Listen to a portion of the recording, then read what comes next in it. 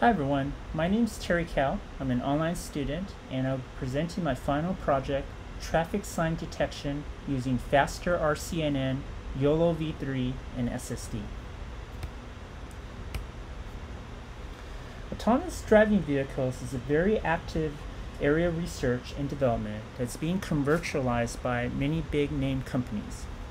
Such vehicles require the ability to successfully identify and detect relevant objects on the road from images taken by an onboard camera sensor. One important area of research that is vital to the proper operation of autonomous vehicles is the ability to detect traffic signs from images of outdoor natural scenes. Now, this capability poses a lot of challenges. The actual images captured could be under varying lighting conditions. There can be different patterns of weather. The traffic signs themselves could be partially occluded, and the relative small size of traffic signs relative to other objects within an image is actually very small. So this provides a strong motivation to develop good machine learning models that can detect traffic signs. Now, my problem statement for the project is as follows. Given an image of an outdoor natural scene on a USA road, build a model to predict all traffic signs of a particular target category that are present in the image, returning both the bounding box and location coordinates within the image for each detected traffic sign object. So essentially, my project will be building an object detector using 3 different state-of-the-art algorithms for the purposes of detecting traffic signs. The dataset that I will use is the LISA traffic sign dataset. Now, this is produced by the Laboratory for Intelligent and Safe Automobiles at the University of California at San Diego. This dataset consists of 6,610 still images captured on USA roads and contains 7,855 traffic signs, all categorized into 47 distinct classes. Now, the approach that I will use for my project is as follows.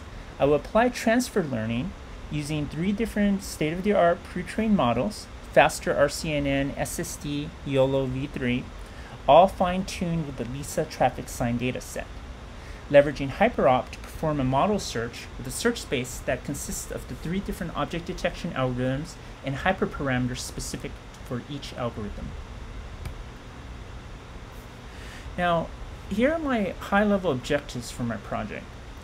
In Assignment 2, I actually worked on something very similar to this particular project, specifically building out a traffic sign object detector.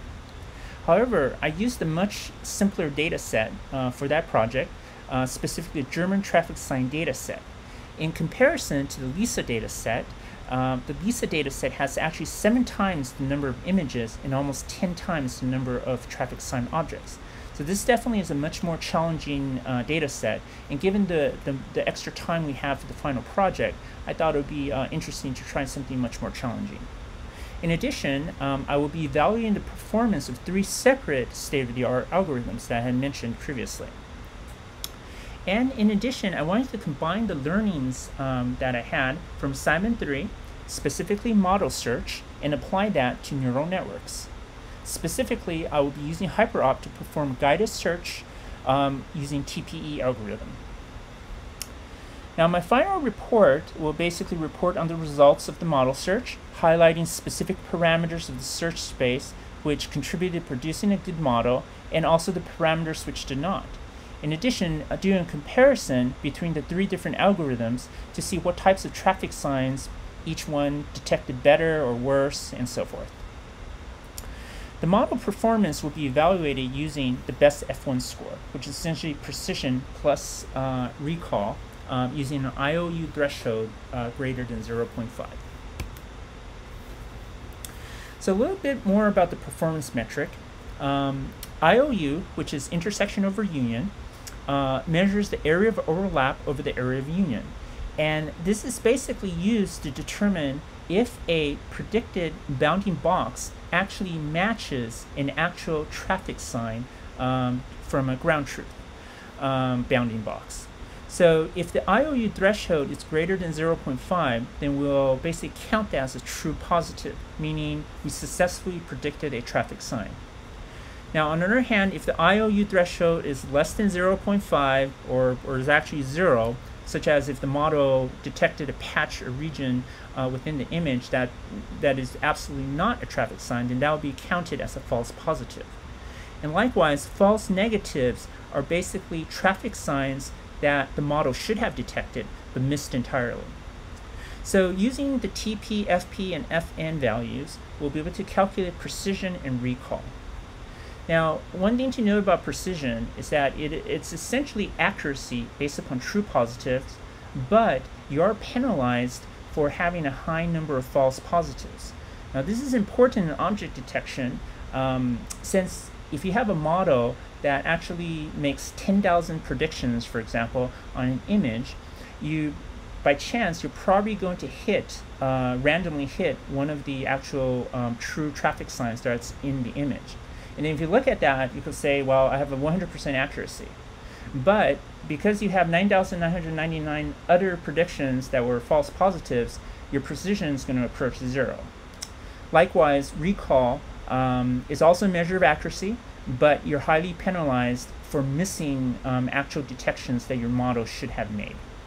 And so when you combine precision and recall together, you get the F1 score, which is normalized from 0 to 1, where 1 is a perfect score. All right, let's go ahead and explore the LISA data set a little bit. So here's 3 sample images that I pulled out of the data set. So you can see on the left-hand side, there are 2 stop signs. And then on the right-hand side, top and bottom, we're showing 2 speed limit signs, 35 and 30 respectively.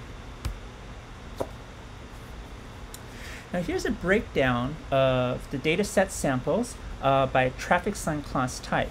This will give us an intuition of basically how many types of samples we have based upon class. So as you can see, stop signs definitely is the most plentiful. There's 1,537 of those. And then in contrast, if you look at the bottom right-hand corner, speed limit 55, intersection are all very low. So basically, based upon this, I came up with a strategy where I will basically filter out all traffic signs where the class count is less than 50, since that will result in too little samples for training, validation, and testing. So by doing this, at the end, I'll have filtered out the 47 possible classes and be left with 19 in total. All right, so let's talk about the current project status. So far I've completed coding for faster RCNN. Model search is currently underway using HyperOpt and should be actually finished by the time this presentation is viewed. I think at this point, when I'm making the presentation, I've actually done about 45 trials using faster RCNN. I've also completed a training script for YOLO v3. And I was able to test out the training script to produce a single model with 100 epochs. However, I have not integrated this into HyperOpt yet, so that's currently in progress. By the time you guys see this presentation, the model search using YOLO v3 will probably have commenced. Now, I am a bit behind on implementing SSD, single shot detector. So I'm going to try to make up some of this time by using the extra freed up GPU that was reserved for faster RCNN. So at my home, I have my own rig, which I built about 3 years ago. It has 3 GPUs, Titan XP and Titan X Pascal cards. And so basically I'm allocating each GPU for each of these algorithms and letting them run for up to 7 to 10 days basically. Now, today I will be able to show some preliminary results for faster RCN with some actual analysis, and I'll be able to show some very, very early results for YOLO v3. Okay, so this here is basically a pandas data frame of a pickle file, which I capture from within HyperOpt, which we basically record the results, high-level results of each of the trials that are run. So to get us situated here, this column here, this ID column, basically is a randomly generated hexadecimal string, which we use to create log files as well as save the actual model that's produced. And then for each of these trials, we record things like the best validation, F1, the best epoch, the test F1 score, which is the most important column here, along with other metrics like the precision, recall, TP, FP, and FN for the test partition, as well as the hyperparameters that were used for that particular trial, such as learning rate, momentum, and weight decay. So as you can see here, basically I sorted this data frame by test F1 in descending order, and the best result so far that I've obtained is an F1 score of 0.47. So that's not exactly that thrilling, but it's not that bad either. One of the things I want to note is that the strategy I used with HyperOpt for model search, especially with neural networks, is I limited the maximum number of epochs that were trained per trial, so specifically 25 in this case. Now for faster RCNN, each epoch took about 10 minutes. And so if you do the math, 25 epochs, you're basically looking at 4 hours to complete a trial. So that means every day, at maximum, I can only run about 6 trials total. That's assuming we don't do early stopping on the training. So basically, it would take me 10 days, basically, to do 60 trials. And so I made the conscientious effort that we basically limit the number of epochs to 25. But however, the idea here is I'm hoping, even with the limited epochs and the test F1 score, I should be able to pick out the best hyperparameters to produce a model. And basically at the end of this trial, at the end, I'm going to use the same hyperparameters, so the ones here, and then retrain the same model using these hyperparameters, but kind of pump that up to maybe 100 epochs, for example, and let it run for 3 or 4 days. And then hopefully, with a little bit of luck, will result in a much better test precision as well. Now it's interesting to look at the 5 worst performing models. If you look at some of the trends here, you do see that momentum, the lower bound values obviously seems to not produce a good as model, while the top 10 performing models all had the higher momentum score of 0.95, for example. And then same for learning rate, 1 times 10 to the negative 3 seems to work the best. The lower learning rate of 0.00005 didn't work as well. Okay, so let's take a look at a chart for the best model that we trained earlier, where we load in the training history. So as you can see here, the blue graph here, this shows the training loss. So this looks like a textbook curve. We're decreasing as epochs are increasing from 0 to 25. The most important performance metric here is the orange graph here, which is our validation test partition F1 score. So I can see here this is also increasing, but it's not doing so at a very, very high trend. Now, I do believe that more epochs of training will probably result in a better model, so I think there's still hope, because as we can see from here, basically the validation performance metrics has not converged yet with the training loss value. So they haven't actually intersected yet. So I am hoping, at least for the recall value, you can see this is starting to trend upwards, and probably increased epochs of training will help, and maybe this will converge with the training loss graph, and then therefore this will actually pull up the F1 score as well. So.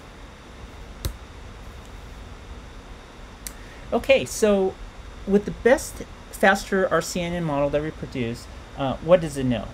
Well, it really seems to know how to recognize stop signs. So it has an F1 score of 0.9.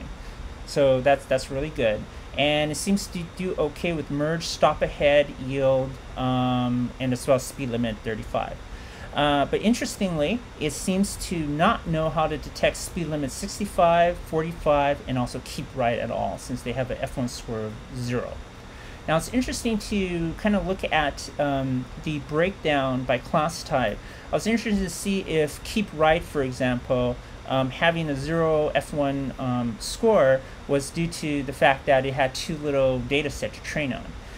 Interestingly, if you look at this, keep right actually has about 300 samples total. So there doesn't seem to be a exact correlation between the number of samples and then the actual types of traffic signs that faster RCNN could not detect or know how to, basically classify.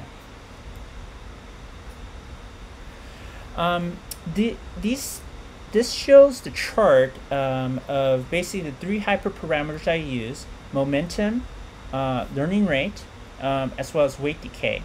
So one thing to note that I find interesting here is that HyperOpt, in terms of using guided search for the TPE algorithm, doesn't seem to converge as our trials increase. Versus for homework assignment 3, I noticed that basically over time it seemed to learn what were the best parameters and start to stick to that, and then you kind of see the graph kind of converges along that line. My theory right now is that since I've only had 45 trials, and that's because the neural network search takes so long, it hasn't warmed up enough. Versus in assignment 3, we're using non-neural networks, and I was able to train, I believe, up to at least one of the data sets I used up to like 1,000 different models. So that gave it a lot more trials to play with and learn.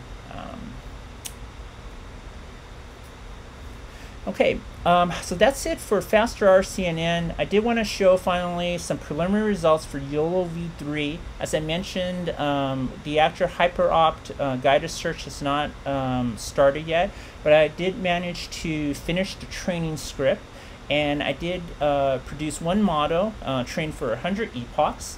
The best performing model had a mean average precision of 0.18, so this is roughly equivalent to like an F1 score. It's interesting that it seems to know how to detect certain traffic signs. One thing to note here is that it had a average precision of almost 0.4 for the keep right traffic sign. In contrast to faster RCNN, that was actually one of the class of traffic signs which that particular model or algorithm could not detect at all. So it had like a 0 F1 score. So this is interesting. And then one other thing to note is that the speed limit signs, I think YOLO is not doing a very good job with these. And I'm wondering if YOLO has an issue with being able to distinguish individual trees from the forest. So USA speed limit signs tend to look very similar, at least to me. They're square based, and so my theory is maybe YOLO has a hard time distinguishing between the actual contents of the signs, such as between 30 and 35, for example. But we'll see as we do more experiments with this and get that into the final report. All right, next steps. So I've completed model search for faster RCNN. Model search for YOLO v3 will have already been running for several days by the time of this presentation. The SSD model search is behind schedule, but I hope to make up time with freed up GPU for faster RCN, and then do some training on the best models using the best hyperparameters that we found using HyperOpt with a lot more epochs. And then finally collect the results and produce the final report. Okay, so that's it for my presentation. As noted, I am an online student, so I unfortunately won't be available for the Q&A during class time as you guys are watching this recorded presentation. But I'll get any questions asked during Q&A answered on Piazza, and just want to thank everyone in advance for any feedback or suggestions. Have a great day.